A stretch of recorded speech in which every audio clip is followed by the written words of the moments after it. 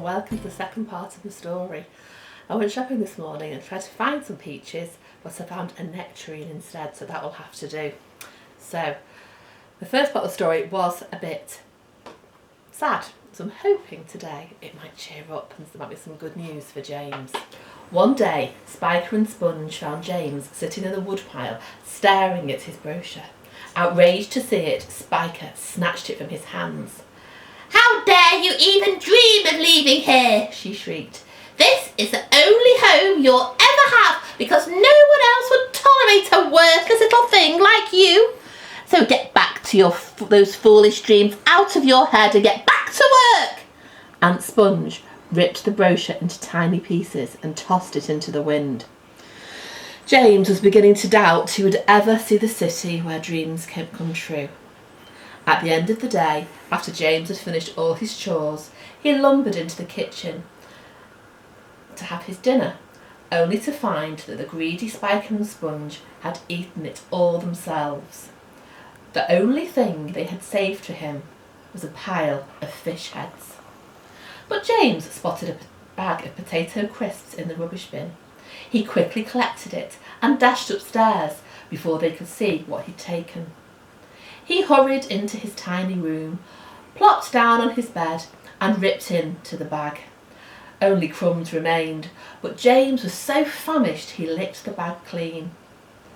It was then that he noticed a beautiful spider's web in his window.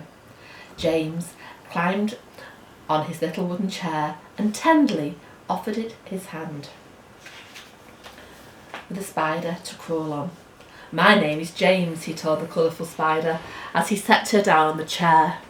James was excited to have someone to talk to, even if it was only an insect.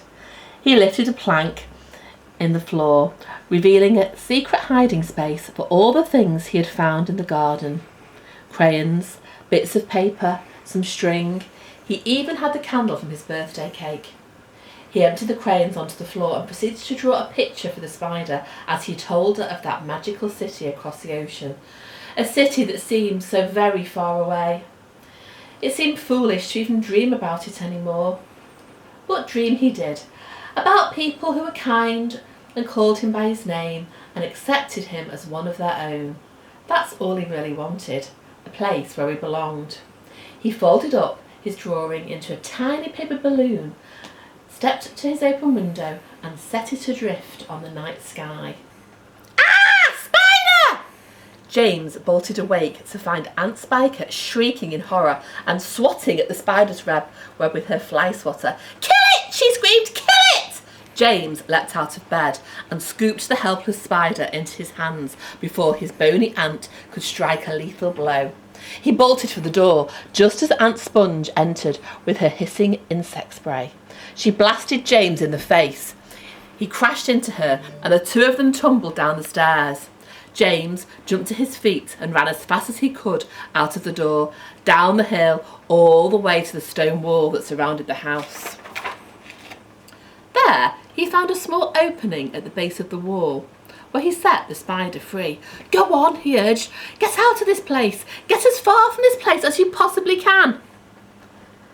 As he watched the spider crawl away, James heaved a heavy sigh. "I wish I could." "What's stopping you?" came a voice from above. James was startled and looked up to find a mysterious and peculiar old man lying on the stone wall. James was certain he hadn't seen him there before, and he fearfully backed away. "Oh, don't be frightened, James," said the old man. "I mean you no harm." James was curious how this man knew his name when they'd never even met before, but the old man assured him that he knew more than just his name.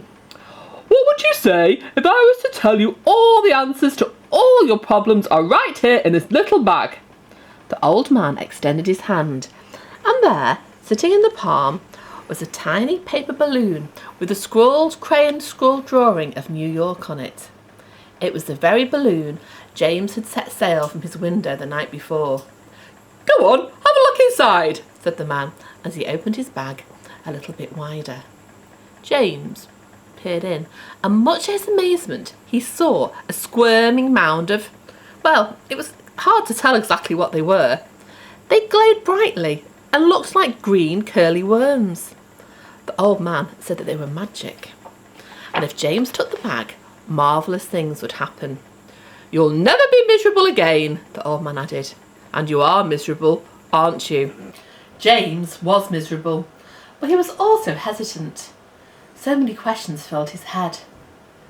"The answers are here," the old man said, pointing to James's heart.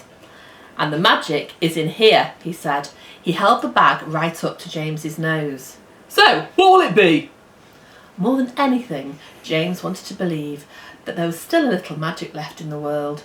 So he snatched up the bag into his eager hands and took off, running up the hill. In his excitement, he tripped and spilt the green things beneath the rotting peach tree. He frantically tried to scoop them back into the bag, but as quick as a flash, they buried into the ground. As he scampered to collect the last one, Aunt Sponge's voice crowed from above him. Get up, you lazy worm! You have double choice today for lazing about like the worthless little cricket you are! Spiker grabbed James by the ear and was dragging him towards the house when something truly marvellous happened. Sponge saw it first, and she gasped, Look, Spiker! A peach! Up there in the branch! They all stared in amazement. On the highest branch of that rotten, decaying tree, there really was a peach. A big, fat one too. And then something even more marvellous happened. The peach began to grow, and grow, and grow, and grow.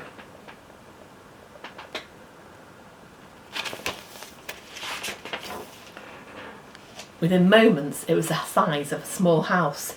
The three of them stood there open-mouthed, gawking at the tremendous fruit. Aunt Sponge sniffed the air and said, Can you smell that, Spiker? It smells delicious. No, Aunt Spiker replied. It smells like money.